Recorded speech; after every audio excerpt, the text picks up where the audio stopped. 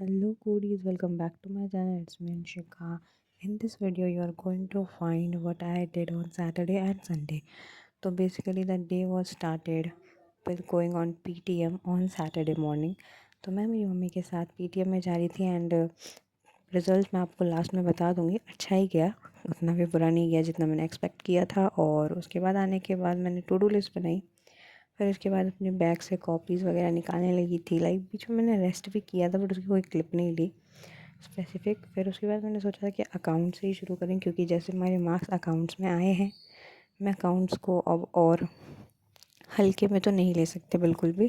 सबसे पहले मैंने स्कूल का होमवर्क कंप्लीट कर लिया था क्योंकि मुझे संडे को अपना संडे बर्बाद नहीं करना था अकाउंट्स पढ़ के भी। Then and I am very disappointed with English also. मैं उसको लास्ट में आपको मार्क्स ज़रूर बता दूँगी या डिस्क्रिप्शन में मैं मार्क्स अपने ज़रूर लिख दूँगी, you can check.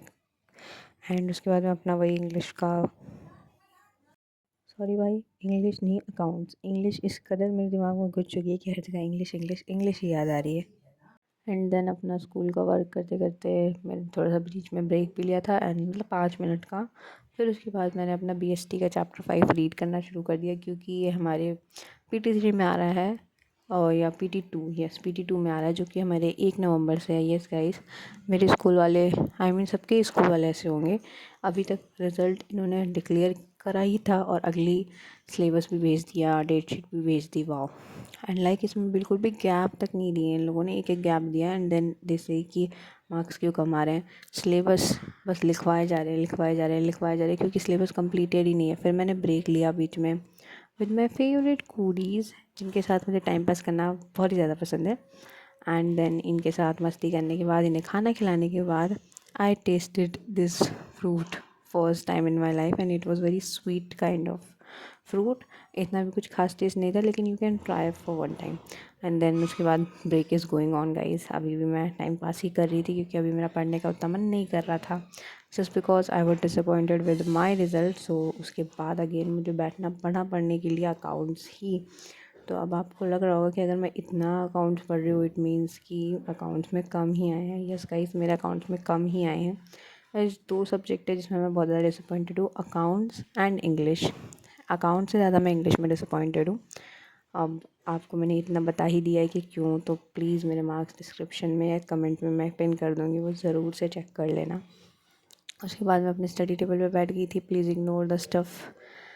And then मैं अपना GST चैप्टर कंप्लीट करने लगी थी क्योंकि हमारे स्कूल में अभी GST चल रहा है और अब BRS भी स्टार्ट होने वाला है क्योंकि GST, BRS और रेक्टिफिकेशन ऑफ एरर, ये तीनों चैप्टर हमारे स्कूल में आ रहे हैं 1 नवंबर से, जो मेरे पेपर है उसमें। तो अभी मैं क्वेश्चन प्रैक्टिस कर रही थी GST के।